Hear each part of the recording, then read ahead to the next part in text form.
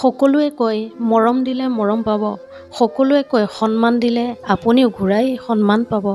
আচলতে এই কথাবোৰ শুনিবলৈহে ভাল লাগে। বাস্তৱত প্ৰেম মৰম এইবোৰক এচাম লোকে সস্তীয়া বুলি ভাবে আৰু কাৰোবাক যদি সন্মান কৰে তেতিয়া সেইজনে আপোনাক মূৰ্খ বুলিহে ভাবি লয়। আপুনি যদি পানীখিনিক জোৰেৰে মুঠি মাৰি ধৰে তেতিয়া আঙুলিৰ ফাকেৰে পাৰ হৈ যাব।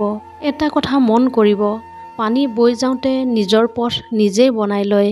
ঠিক একেদৰে যদি কেতিয়াবা আপোনাৰ জীৱনৰ পৰিস্থিতিটো কি হৈ আছে নিজেই বুজি নাপায় তেতিয়া হাজাৰ চিন্তা কৰি নিজক হেঁচি ধৰি ৰখাৰ প্ৰয়োজন নাই। আপুনি কেৱল শান্ত হৈ আৰু ধৈৰ্যৰে কথাটো চোৱা উচিত। সময় আহিলে জীৱনে নিজৰ গতিপথ ল'ব। আপোনাক শুদ্ধ পথ সময়ে নিশ্চয় দিব। আপোনাৰ চৰিত্ৰটো নিমখৰ দৰে বনাবলৈ চেষ্টা কৰক যাতে আপোনাক বেছিকৈ কোনেও ব্যৱহাৰ কৰিব নোৱাৰে আৰু আপোনাৰ অবিহনে ক'তো সোৱাদো নাপায়।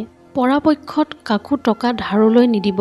কাৰোবাক টকা ধাৰলৈ দিলে আপোনাৰ লোকচানৰ সম্ভাৱনাই বেছি। হয়তো আপোনাৰ টকাখিনি হেৰুৱাব বা যদি বাৰে প্ৰতি খুজি বা জোৰ কৰি টকা কেইটা বিচাৰে তেতিয়া সেইজনে আপোনাক বেয়া পাবলৈ আৰম্ভ কৰিব আৰু লাহে লাহে আপুনি এজন নতুন শত্ৰু পাব। কিন্তু যেতিয়া কাৰোবাক নিন্দা কৰি থাকে তেতিয়া তেওঁ পাহৰি যায় যে ভগৱানে সকলো চাই আছে। ভাল কাম কৰি থাকোঁতে তেওঁ বুজি পায় যে ঈশ্বৰে চাই আছে, কিন্তু পাপ কৰি থাকোঁতে তেওঁ পাহৰি যায়।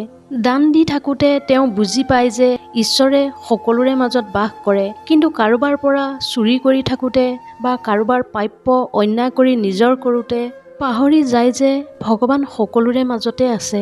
প্ৰেম কৰি থাকোঁতে তেওঁ বুজি পায় যে সমগ্ৰ পৃথিৱীখন ঈশ্বৰে সৃষ্টি কৰিছে, কিন্তু ঘৃণা কৰি থাকোঁতে তেওঁ এইবোৰো পাহৰি যায়। তাৰ পিছতো মানুহে নিজকে বুদ্ধিমান বুলি গণ্য কৰে। আপুনি যদি সঠিক সময়ৰ বাবে বহুদিনৰ পৰাই অপেক্ষা কৰি আছে তাৰ পৰা কিন্তু আপোনাৰ একো লাভ নহ'ব, কাৰণ সঠিক সময় কেতিয়াও নাহে। নিজে সময়ক সঠিক কৰি তুলিব লাগিব। যদি আপুনি আৰম্ভ নকৰে তেন্তে আপুনি আজি য'ত আছে তাতেই থাকিব। গতিকে আপুনি যি কৰিব বিচাৰে আজিৰ পৰাই আৰম্ভ কৰক। আপোনাৰ হাতত এতিয়া সময় থকাৰ পাছতো আপুনি অজুহাত দেখুৱাই নিজকে কাম কৰাত বাধা দিয়ে। কিন্তু কিহৰ বাবে অপেক্ষা কৰি আছে?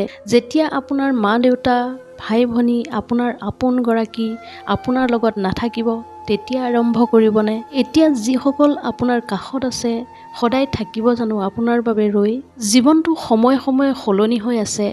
মানুহ মৰিছে বা জন্ম লৈছে, পিছত সময়ে আপোনাক যথেষ্ট সময় দিবনে যে আপোনাৰ সকলো সম্পৰ্ক আপোনাৰ লগত থাকিব? নাই, কেতিয়াও নাথাকে।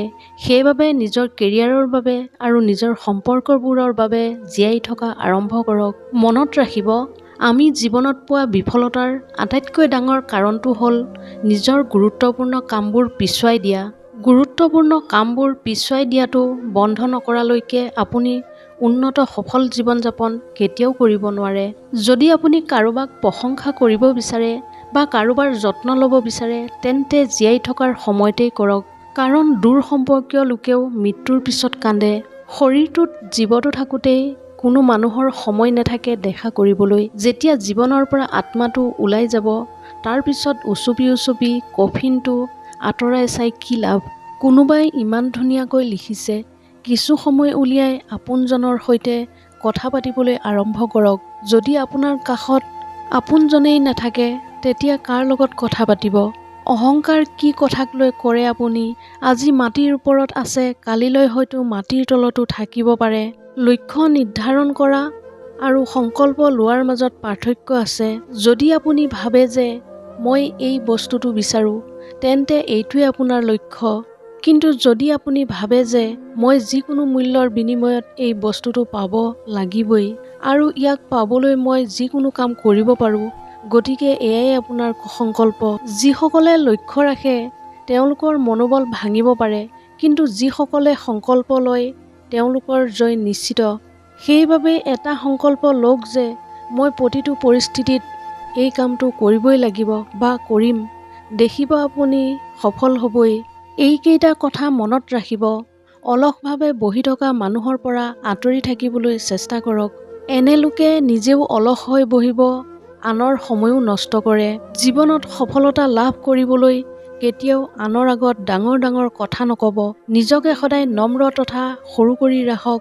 খঙে মানুহৰ বুদ্ধিমত্তা নাইকিয়া কৰি দিয়ে। খঙৰ বাবে চিন্তা আৰু বুজাৰ ক্ষমতা ধ্বংস হৈ যায়।